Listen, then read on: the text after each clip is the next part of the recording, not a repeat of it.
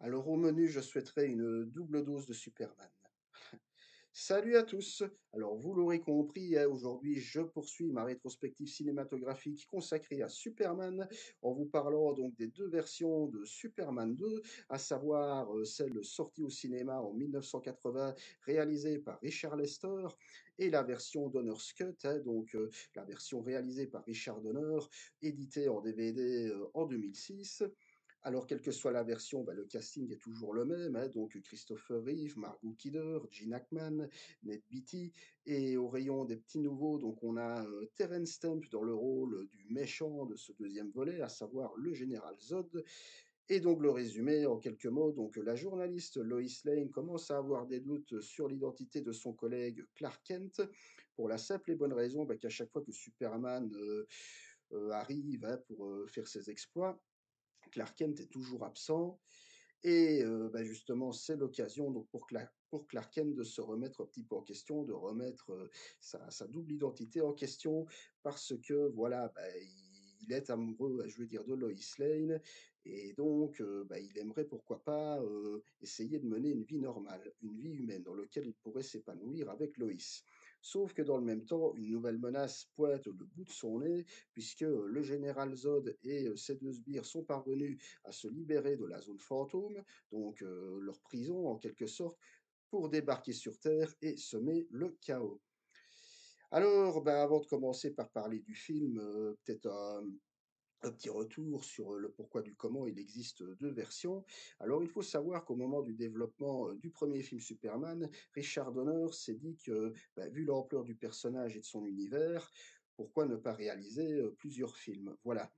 Et donc, bah, avec l'accord des studios, donc Richard Donner a demandé donc à son scénariste Mario Puzo, qui est surtout connu, pour, avoir été le scénariste, du Parrain, de Coppola. Donc, il a demandé à Mario Puzo donc d'écrire un scénario comme ça très dense, très long, qui pourrait, nécessité de films. Oui, sauf qu'entre-temps, ben, il y a eu de nombreux désaccords entre Richard Donner et les producteurs qui ont fini par se solder par le licenciement pur et simple de Richard Donner qui s'est vu remplacé au pied levé par Richard Lester. Oui, sauf que ben, à ce moment-là, Richard Donner avait déjà tourné 75%, donc 75% des séquences de Superman 2 et que donc Richard Lester bah, a ajouté, hein, je veux dire, sa touche personnelle à lui, sur lequel je vais y revenir dans le développement du film, et qu'il aura donc fallu attendre l'année 2006 et la sortie du Superman Returns de Bryan Singer pour avoir droit à la version de Richard Donner, surnommée donc la Donner's Cut, qui peut se voir comme l'équivalent de nos jours de la Snyder Cut concernant le Justice League de Zack Snyder. Voilà. Alors, ben, quelle est ma préférée des 2 versions, hein? Donc, eh bien, je peux déjà vous dire que ma préférence va vers celle de Richard Donner, mais je vais développer tout ça. Alors, commençons par la mise en scène. Alors déjà, donc, il faut savoir que les 2 films ont quand même une tonalité, assez différente, hein. Donc on a le film sorti en 80 réalisé par, Richard Lester qui est, beaucoup plus orienté, vers l'humour. Un humour comme ça, un peu du genre slapstick et qu'on pourrait dire un petit peu peau de banane, avec des gens, voilà, qui trébuchent, qui se prennent des poteaux au visage et des choses comme ça. Un humour qu'on retrouve dans des séquences assez importantes, hein, notamment la fameuse bataille Métropolis entre Superman et le général Zod et ses deux sbires, où l'on va voir bah, le général Zod, par exemple, qui va souffler comme ça très fortement au point de tout emporter sur son passage. Et dans la version de Richard Lester, bah, il va y avoir pas mal de gags slapstick, il y a notamment un monsieur qui va se ramasser une boule de glace en pleine face, un autre qui est dans une cabine téléphonique et qui va presque s'envoler et s'accrocher désespérément ou combiner du téléphone pour ne pas s'envoler pour de bon, des gens qui vont se prendre des torrents d'eau au visage, et cetera. Enfin, un côté comme ça assez, je le disais, assez, slapstick. Là où chez Richard Donner, c'est, voilà, on est beaucoup plus, je veux dire, dans le premier degré, voilà, les enjeux sont traités, de manière beaucoup plus sérieuse. On a,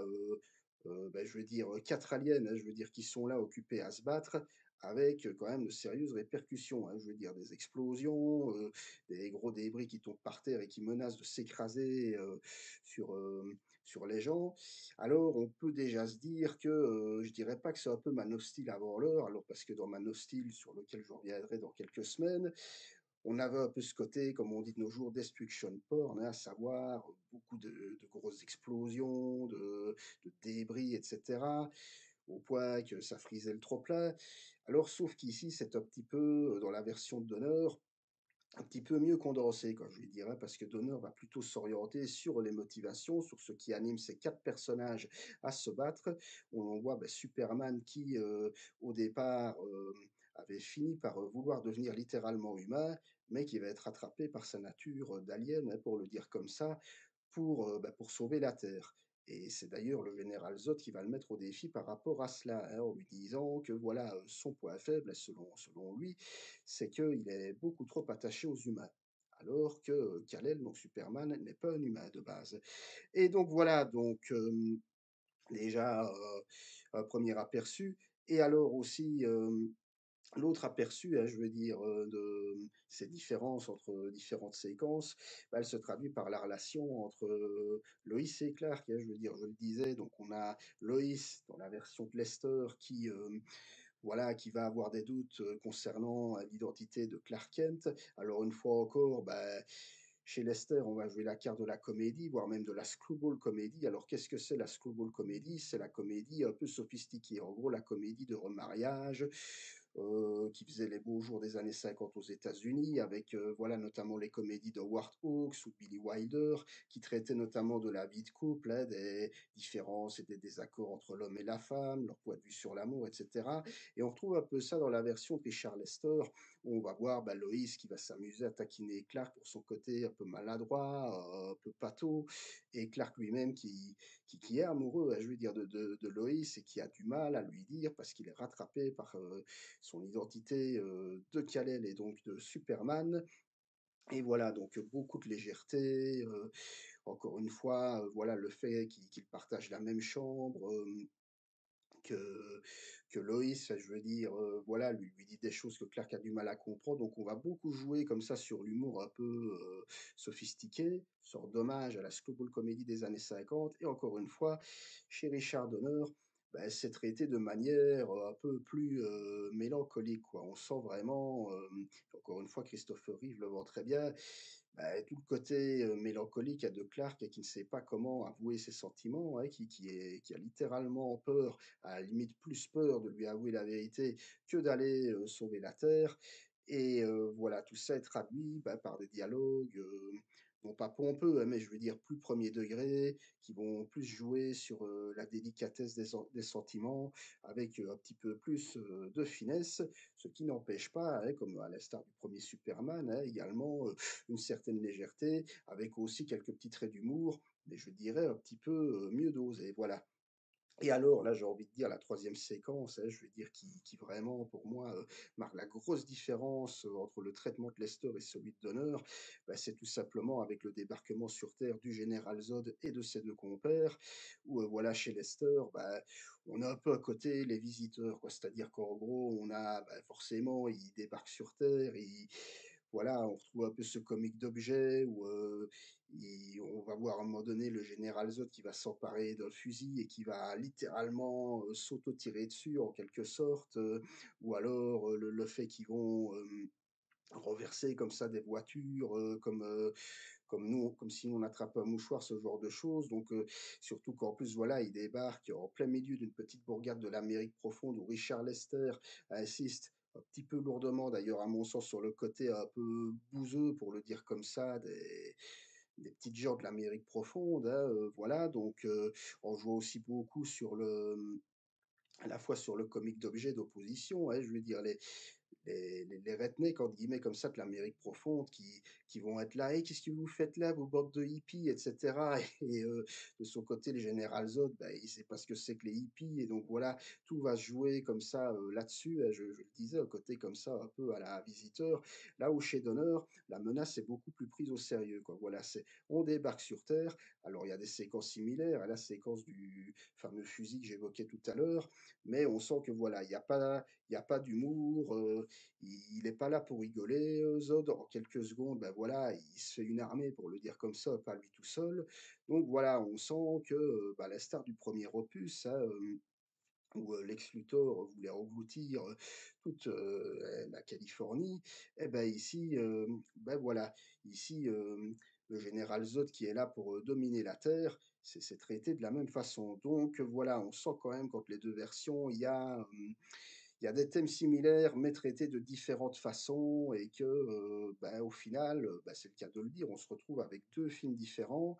à la tonalité, assez différente, avec une mise en scène,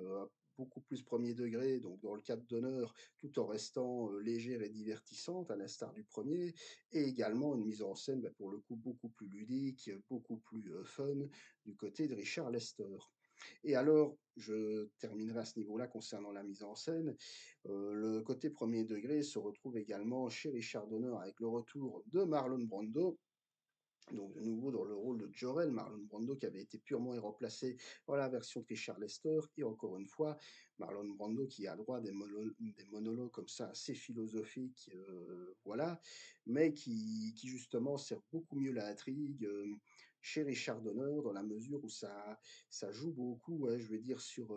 la dualité de Clark Kent, qui est vraiment tiraillée entre ces deux identités. Là où chez Richard Donner, ben, on a à la fois la mère de Superman et également un autre membre, dont on ne sait pas trop qui c'est d'ailleurs, de Krypton, en lieu et place, de Jor-El, et voilà, donc la séquence, du coup, est beaucoup moins intense chez Lester que chez, Donner, voilà. Alors je passe maintenant au scénario. Alors, bah, je pense que vous l'aurez compris, hein, la grande question de ce deuxième opus, c'est, la double identité, de Clark Kent. Un motif, bah, qu'on retrouvera quelques années après, dans le Spider-Man 2 de Sam Raimi, hein, où Peter Parker avait du mal avec son identité de Peter Parker et de Spider-Man, où il désirait mener une vie normale parce que son boulot de super-héros l'accaparait complètement. Et ici, c'est un petit peu le cas aussi, bah, dans Superman 2, voilà, où Clark Kent est vraiment amoureux de Lois, qu'il est prêt à tout, même à sacrifier son devoir de super-héros pour vivre avec elle, mais comme lui rappelle son père, Jor-El, le fait qu'il fasse ça, qu'il sacrifie sa vie, de super-héros, bah, ça pourrait entraîner des conséquences néfastes. Conséquences néfastes symbolisées par, le général Zod.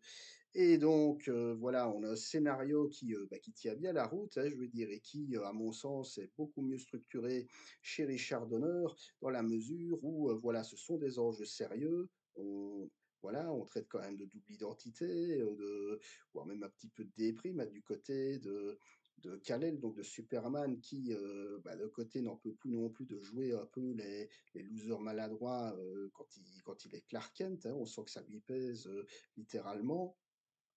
Je le rappelle, hein, je veux dire, ce n'est pas Clark Kent qui se déguise en Superman, c'est Superman qui se déguise en Clark Kent. Voilà, c'est ce qui fait la petite subtilité de la chose. Et voilà, donc tout cela est rendu en plus très crédible par le jeu, bah, toujours très sobre et mélancolique de Christopher Reeve, qui vraiment, bon, on peut se dire que c'est littéralement le rôle de sa vie, hein. Je veux dire qu'on sent que ce soit dans le côté bonnet de Clark Kent, je l'avais déjà dit, il le voit plutôt bien, la petite voix un peu chevronnée, le fait qu'il se tienne bossu, voilà. Et alors d'un côté, bah, forcément le côté un petit peu plus viril, hein, plus charismatique de Superman, et en même temps, bah, le côté un petit peu plus torturé, de Kal-El bah, qui ne sait pas trop comment avouer ses sentiments. Voilà. À Loïs toujours campée, de la même manière par Margot Kidder, pour moi peut-être la meilleure Lois Lane, même si j'aime beaucoup Amy Adams dans, le Man of Steel de Snyder, mais voilà, Margot Kidder qui joue à la fois sur, ben voilà, le côté amour, hein, vu que voilà, on se dit elle est amoureuse de Superman, mais en même temps elle se demande est-ce que je ne serais pas amoureuse de Clark Kent parce que j'ai des doutes concernant l'identité de Clark Kent, etc. Ça aussi très intéressant. Et enfin, ben, voilà, Gene Hackman est toujours, ben voilà, impeccable aussi, dans le rôle de Lex Luthor, hein. Je veux dire, voilà, le côté, comme je le disais, toujours un peu carnassier, hein, toujours bien,